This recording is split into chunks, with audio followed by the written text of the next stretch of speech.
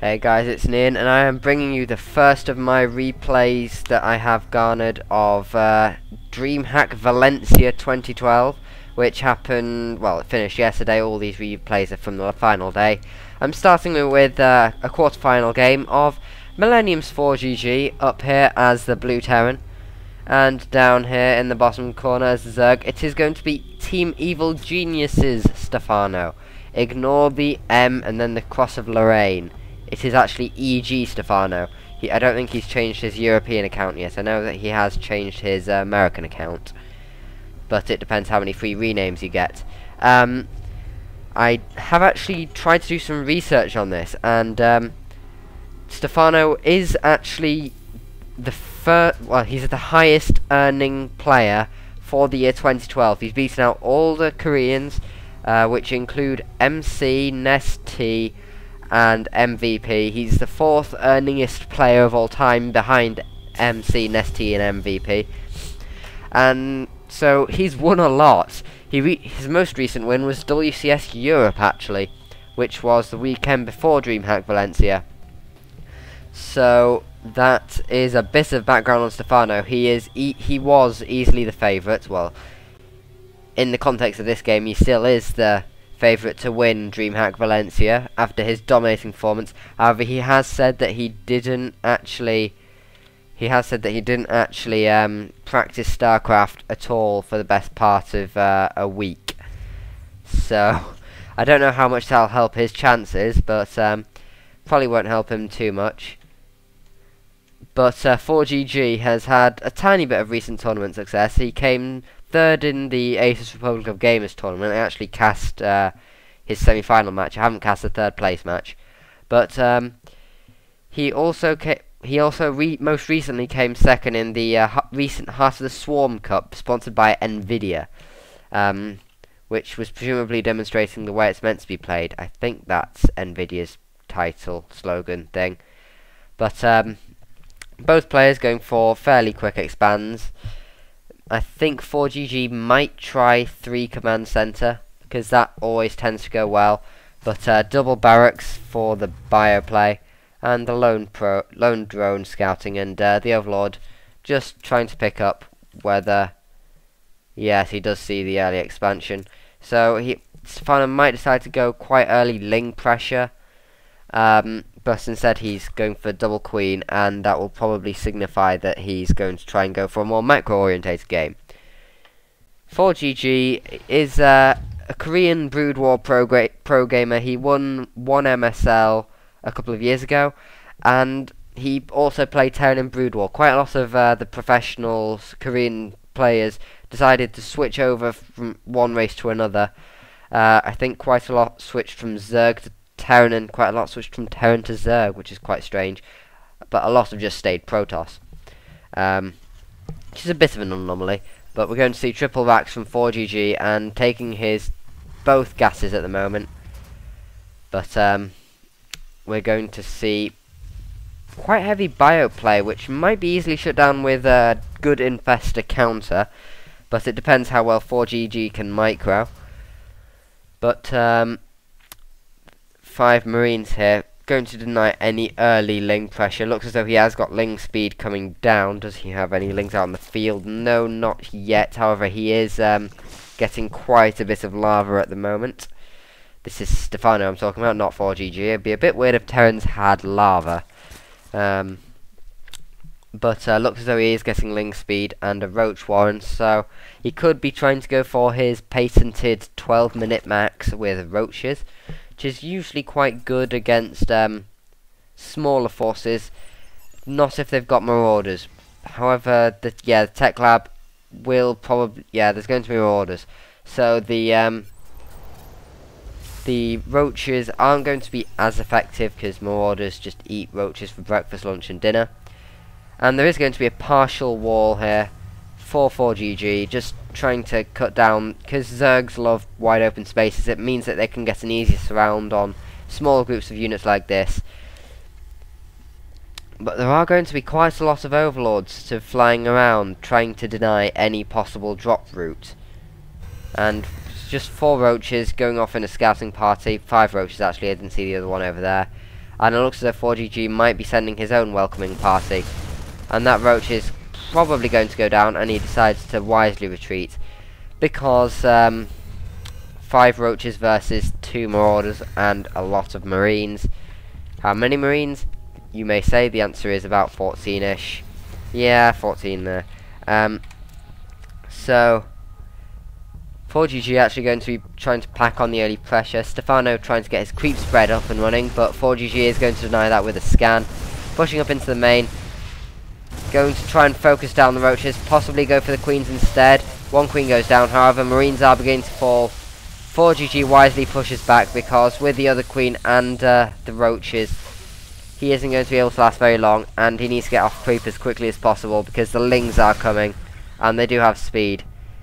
And he does manage to stuff step and kill off a few. Goes to units lost tab. It's pretty even at the moment. However, the lings do get to surround, and this force is dead.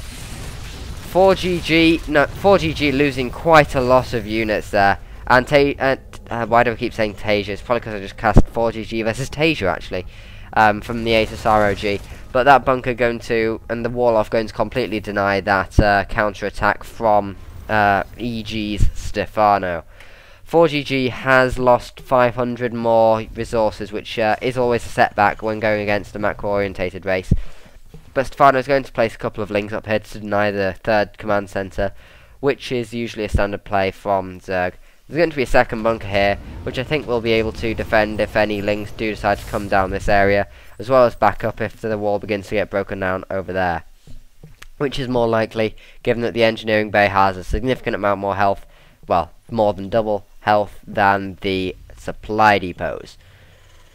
So Baneling Nest is going to come. We may be able to see a Baneling bust, and the ramp to the 3rd is going to get taken out for Stephano, providing easier access and defense, especially when it's connected with creep. But fully droned out bases, infestation pit coming down as well, because Stephano I think is expecting quite heavy bioplay and wants to have the infestors out. Stim is just about to finish up for the Terran, as well as a lot of upgrades for Stephano. Glial Reconstitution, Baneling Speed. I think Glial Reconstitution is Roach Speed. Ground Carapace, so armor, and a lot of Banelings just popped out. So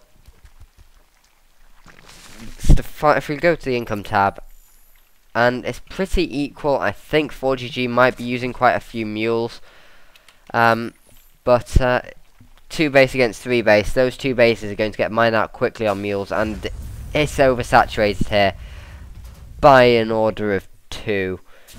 And there's going to try and be a big bio push to try and clear the creep. He needs to stim, and the surround possibly. Those lings could crush in. Oh, and that's a massive takedown of the marines by the lings. How much did why do I keep saying Tasia? Well, how much did 4GG lose there? Those medevacs with just the 1 marine, he will live to tell stories of this day. About as many lings were crushed as marines, but marines are so much more, well, actually no. Well, yes, they're twice as expensive as lings. So I was getting a bit thrown off by the fact that you get 2 lings for 50 and 1 marine for 50. It's the same price listed, but you get more for your money. You get more bang for your buck if you go for Zerglings.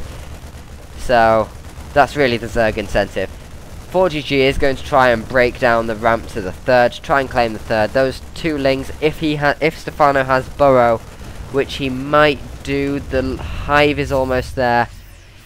No, the lings aren't able to burrow, which would have been an extra inconvenience, because he would have had to scan. But there is going to be a massive wave of lings inbound to the 3rd.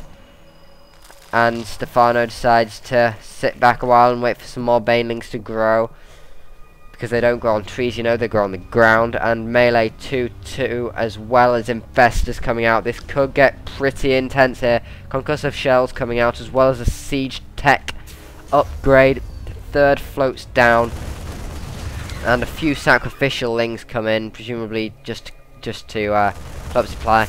And 4GG gets clumped up slightly, but surrounded on all sides by lings and roaches. Couple of good baneling detonations. The siege tank needs to siege up or just dies. Both bunkers have gone down. The SCVs have been pulled. This could be the end for GG after Stephano, but I don't think Stephano has the forces to carry it all off. That command center needs to lift up, and it does, and it begins to float back to safety. However, those infested Terrans are going to deal quite a bit of damage to it. Siege tank sieges up on the third ramp, but he might just try. No, that siege tank is actually going to be able to cover the ramp into the natural as well. Those infested Terrans getting quickly dispatched by normal Terrans, which is something that you don't see every day unless you play Zerg vs Terran every day, which would mean that you are roughly 1/3 of the StarCraft 2 playing population. Actually, no, 2/3 of the StarCraft 2 playing population. But we do have quite a large Ling contingent from EGStephano. Apologies for saying Millennium, it's very distracting with the Millennium sort of prefix. But we've got some spines coming up in case 4GG decides to come down with some extra pressure.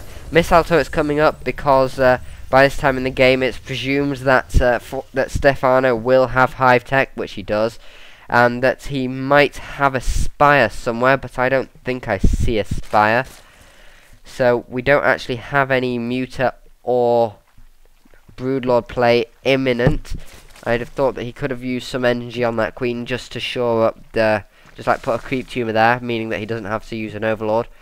But we've got 3-2 coming down for 4GG. Well, sorry, 3-2. I'm getting caught up between infantry and vehicles. 3-2 coming down, as well as level 1 upgrades for mech. So siege tank's going to be even more useful at the moment, and it looks as though 4GG is going to do quite a big move out at the moment. However, Stephano does hold the centre of the map. This could be pretty big for Stephano. I think he might have it.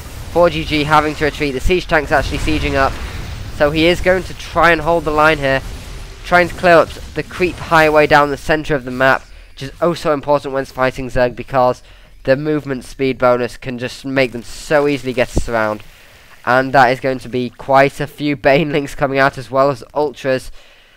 And that is a potent combination, because if you get Fungals and a couple of good Baneling detonations, and then the Ultras send the Ultras in, you have a winning combination.